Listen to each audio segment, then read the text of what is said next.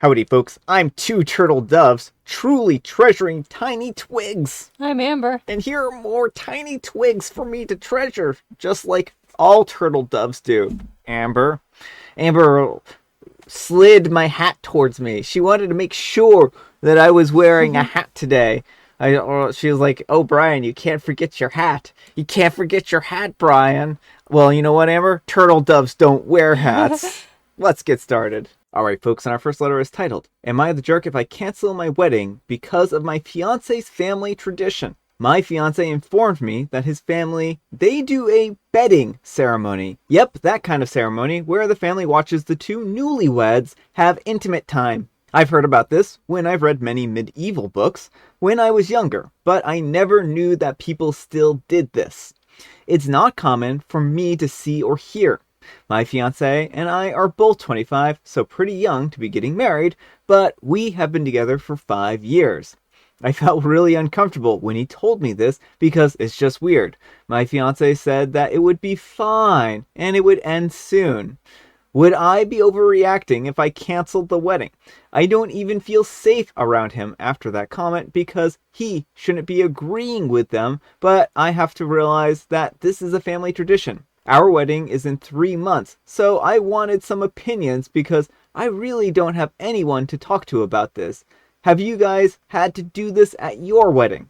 Edit, I'm very grateful for everyone's comment, and you guys are really helping me through the situation. Not too many people believe it, and that's perfectly fine because this is not something that we are familiar with, and we don't really normalize this stuff in this century. My fiance is currently at his mother's house, so when he comes home, I will be definitely having a talk with him about the wedding. You guys are really helping me, like seriously, I do appreciate everyone.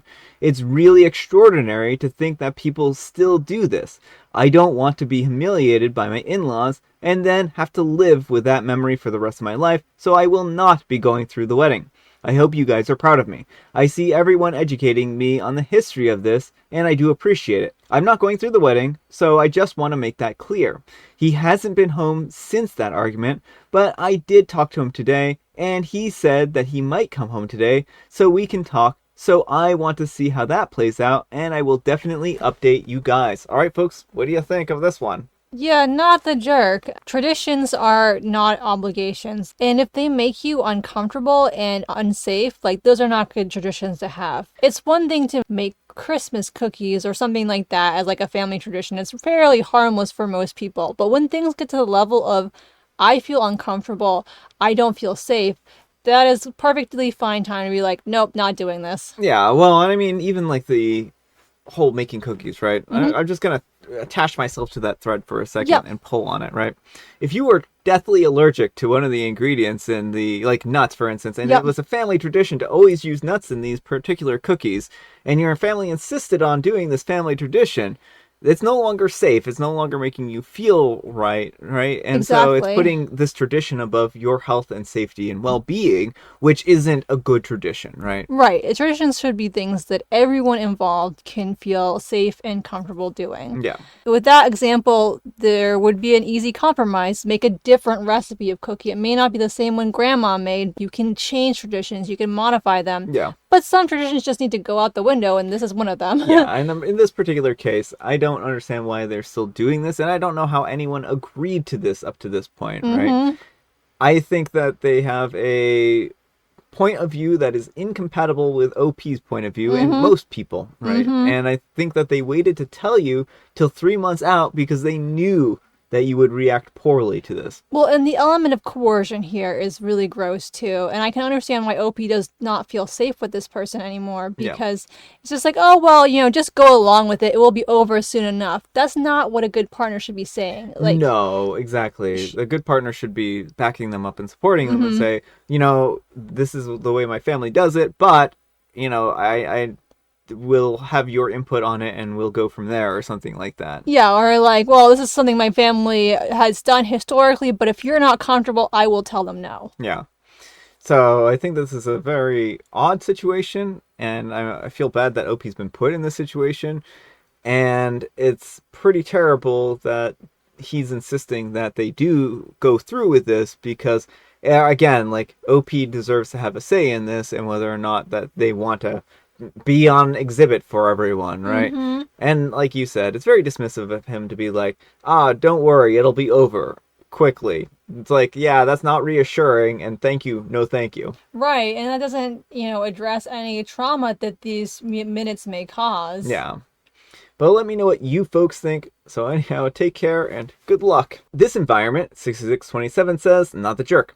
That's just strange and weird. What in the world? Tell his family that they can watch adult content online if they want to see two people to be intimate so badly. And tell your fiance that it's either that he stands his ground and offends you, or you're dumping him, cause you are not entertainment for his family. If you don't mind me asking, what ethnicity or culture is your family and his? This is just strange, and I've never heard about this before. And OP replies, oh, I've heard this went on during medieval times because that was their tradition, and they wanted to prove that the newlyweds were intimate. Even a bishop had to be inside the room to bless them, so there's a lot of history behind this. Shows that I watch, like the House of Dragons, show it a lot, and it's just gross. My fiance and I have been arguing about this nonstop, and he's not backing down. I don't understand why he wants us to do this so badly, because he just ends up calling his mother after we have an argument. And somebody else asks, what culture is your fiance from? As I've never heard of this. And OP replies, he is Scottish. I'm not saying the whole country of Scotland was doing this bedding ceremony, but some Scottish people did that. But I'm not going to generalize or anything like that. And I mean, I think this is, again, it sounds more like a weird thing that the family is doing as opposed to like an actual real tradition. Alright folks, and our next letter is titled, Am I a Jerk for Allowing My 2-year-old to copy me while I apply makeup? So I'm a 26-year-old female and I was getting dressed and I usually put on makeup. My 2-year-old son likes to watch me. I tried giving him the iPad, but he just likes to watch me. I am very wary when it comes to things like this, but whatever, he's 2. He doesn't know anything about gender norms yet. So yesterday I was applying my makeup and my 2-year-old came in, took my beauty blender and started dabbing his face. I thought that was funny, so I called my husband to come and look. He wasn't as amused as I was, and to be honest, he was angry. He took the blender from him, then told me to stop trying to make our son feminine. I told him that he's only 2, but he said it starts early. I feel bad now, but obviously I didn't think that it was that big of a deal. Am I the jerk? Alright folks, what do you think? Jerk or not the jerk? Not the jerk. There's nothing wrong with anyone of any age or any gender using makeup products. Yeah. But 2-year-olds, that's an age where kids are learning how to people. And so they like to do things that they see other people do. So, oh, mommy and daddy do this or that, so I'm going to copy them. Yeah, I mean, so I really want to address that whole feminine comment. There are a lot of men who wear makeup. And the fact is that if you look at any TV show or any movie or anything like that, you're going to see men wearing makeup, period. And the fact is that this doesn't determine whether or not someone is more feminine or less feminine. It's just a matter of makeup is a convenient tool that people use. And I think that it's absurd that he's making this big of a fuss about it. The kid is a 2-year-old and let the kid become their own person no matter what, right? Well, exactly. That's the thing, is that I'm worried. What if the kid does end up liking makeup and wanting to wear makeup? What is the dad going to do? Is he going to shut him down and be like, boys don't do that? Like, I think it's time to have serious conversations with the husband about this, because the way he reacted is not okay. Boys should be able to do things that are stereotypically feminine and not be, dismissed and told, oh, that's not for you. Yeah, I think that there are a lot of weird lines that we've drawn in society that are very arbitrary, that don't mean a whole lot. And I think that people try to force children into certain boxes as opposed to allow kids to grow into their own persons.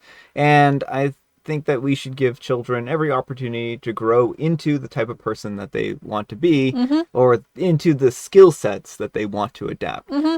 And that's perfectly fine. There's a lot of people out there who have a lot of different skills, and we can't all, be the same person, right? And that wouldn't even make a good or fun society if everyone was exactly the same way. So I think the dad is overreacting here, and this is not anything that is a concern at all. Yeah, well, it isn't a concern, and it's just very strange to be so hung up on a kid playing with a beauty blender. Yeah. But let me know what you folks think. So anyhow, take care and good luck. And not posting my real name says, not the jerk for letting him copy you, get him his own brushes, etc. though. Toddlers are gross and you don't want your makeup contaminated with jam hands. I say this as the mom of a 1-year-old. I'm not trying to insult your little one. And OP replies, haha, oh no. Mine has the jammiest hands that I've ever seen and he wipes food all over his hair. And I mean, I don't know why people are downvoting OP on that comment. It's just kind of like a cute thing that kids do, right? Mm-hmm. But as for getting them their own, I don't think you need to get them their own separate set of brushes or anything like that. Just let them use the discarded one. Well, it depends on how into it they are too. But I will say Well, that, at 2, though, right? well, yeah. But if you are considering buying beauty products for a child, children's makeup products are actually less regulated than adult products, so it's actually better to buy children adult makeup brands from like Elf or Wet n Wild than to buy children's makeup products, just FYI. Yeah, I think that's a good general public service announcement. It's something I learned just the other day because I guess they're treated as toys, so they don't have to pass the same safety standards as cosmetics. Wow, that's ridiculous. I don't know. I did not know that. So thank you, Amber, for sharing that little tidbit of knowledge. And Brave Act 2816 says, not the jerk for letting your kid play with makeup, but your kid is going to be who they are. And it doesn't matter if you let them access makeup now or when they're 15. Right now, he's 2 and he's trying to mimic you. And that's how kids feel involved in adults' lives and routines. Mimicking and participating. There's nothing wrong with that. But the attitude of making a kid feminine, or as if makeup or femininity or being gay or whatever it is that you're all scared of is going to ruin your kid. Either now or down the road, it may end up being the death of him.